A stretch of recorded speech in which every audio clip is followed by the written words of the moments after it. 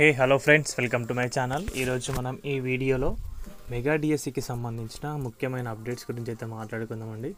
So video యూస్ఫుల్గా అయితే ఉండబోతుంది గైస్. వీడియో స్కిప్ చేయకుండా లాస్ట్ వరకు అయితే చూడండి. సో రీసెంట్గా వచ్చిన అప్డేట్స్ ప్రకారం అయితే డిఎస్సికి సంబంధించిన ఆస్పిరెంట్స్ ఎవరైతే ఉన్నారో తప్పకుండా 90 డేస్ సమయం అయితే కోరుతున్నారు. ఎందుకంటే వారు మంచిగా ఆల్రెడీ ప్రిపేర్ అయి ఉంటారు. ఓకే, మంచిగా రివిజన్ చేసుకోవడానికి, ఎగ్జామ్స్కి కంప్లీట్గా సెట్ కావడానికి 90 డేస్ అంటే 3 months గడువు అయితే కోవడం అయితే జరిగింది. సో దాని పట్ల ప్రభుత్వం ఇంకా ఎలాంటి నిర్ణయం అయితే తీసుకోలేదు. మరి 90 డేస్ సమయం అయితే ఉంటుందా లేదా అనేది దానిపైన అయితే స్పష్టత అయితే రావాల్సి ఉంటుంది.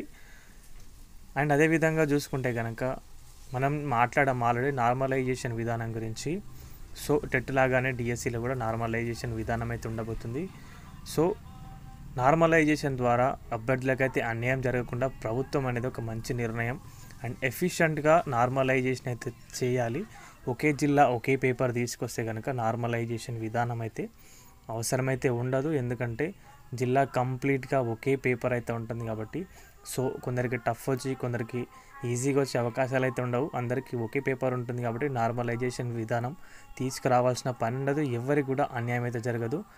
చాలాసార్లు అంటే టెట్లో జరిగిన విషయం ప్రకారం చూస్తే కనుక టెట్లో చాలామందికి అయితే నెగిటివ్ మార్కింగ్ అయితే చేయడమే జరిగింది. అనవసరంగా చాలామందికి కూడా మార్క్స్ అనేవి యాడ్ చేశారు. సో ఈ నార్మలైజేషన్ విధానం వల్ల ఇదే తలనొప్పి అయితే ఉంటుంది కాబట్టి ప్రభుత్వం ఒకే జిల్లా ఒకే పేపర్ తీసుకొస్తే కనుక చాలా మంచిది అని చెప్పొచ్చు. అదేవిధంగా ఎడిటింగ్ ఆప్షన్ గురించి కూడా మాట్లాడుకుంటే కూడా దాంట్లో కూడా సమ్ ఆఫ్ మిస్టేక్స్ అయితే వచ్చాయి. సో ఎడిటింగ్ విండో కూడా అనేది అయితే ఓపెన్ చేశారు.